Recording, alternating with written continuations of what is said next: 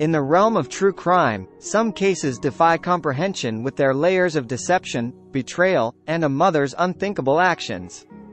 The Diane Downs case is one such chilling narrative that unfolded in the quiet town of Springfield, Oregon, leaving an indelible mark on the annals of criminal history. This blog post dives into the haunting events surrounding the Diane Downs case, exploring the background, the heinous crime, the investigation, and the enduring questions that linger over this tragic tale.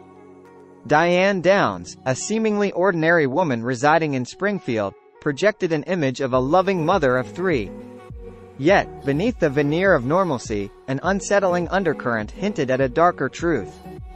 As the layers of Diane's life unraveled, a disturbing narrative of deception and manipulation came to light. On May 19, 1983, Diane Downs's life took a sinister turn when she drove her three children to an isolated rural road and opened fire on them.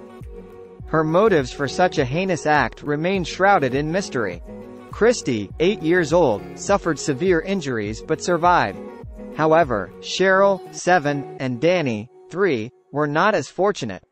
They lost their lives in a night of unimaginable horror. In the aftermath of the shootings, Diane spun a web of lies to cover her tracks. She claimed that a mysterious assailant had attacked her and her children, concocting a story that law enforcement would soon unravel. As the investigation unfolded, the truth proved elusive, obscured by Diane's calculated fabrications and the complex web of deception she had woven. Unraveling Diane Downs's motives became a central challenge for investigators.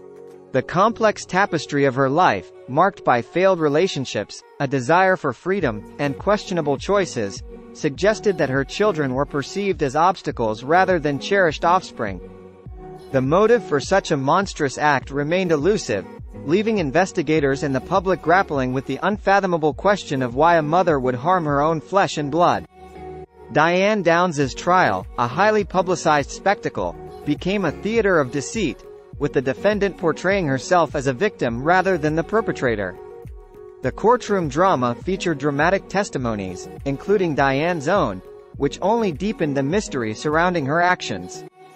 The prosecution presented a case built on forensic evidence, unraveling the layers of deception woven by Diane in her attempts to manipulate the narrative. In 1984, Diane Downs was convicted on multiple charges, including murder and attempted murder.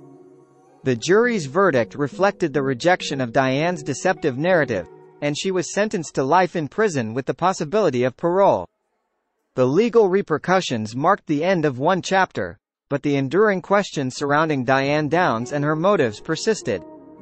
While incarcerated, Diane Downs continued to be an enigma, maintaining her innocence and denying any involvement in the crimes. Her attempts to garner sympathy and support through letters and media interviews only fueled public fascination with the case. The mystery of why a mother would commit such unspeakable acts continued to captivate the public's imagination. Over the years, Diane Downs became eligible for parole, sparking debates about the nature of justice and the possibility of rehabilitation.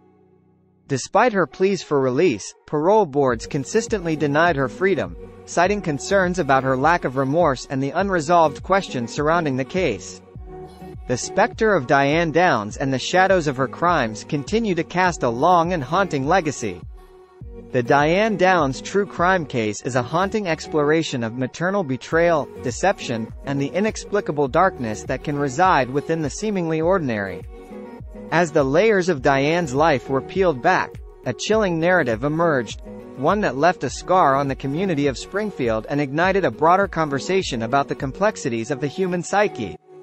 The case of Diane Downs serves as a stark reminder that evil can manifest even in the most unexpected places, and the shadows of her actions linger as a cautionary tale in the annals of true crime history.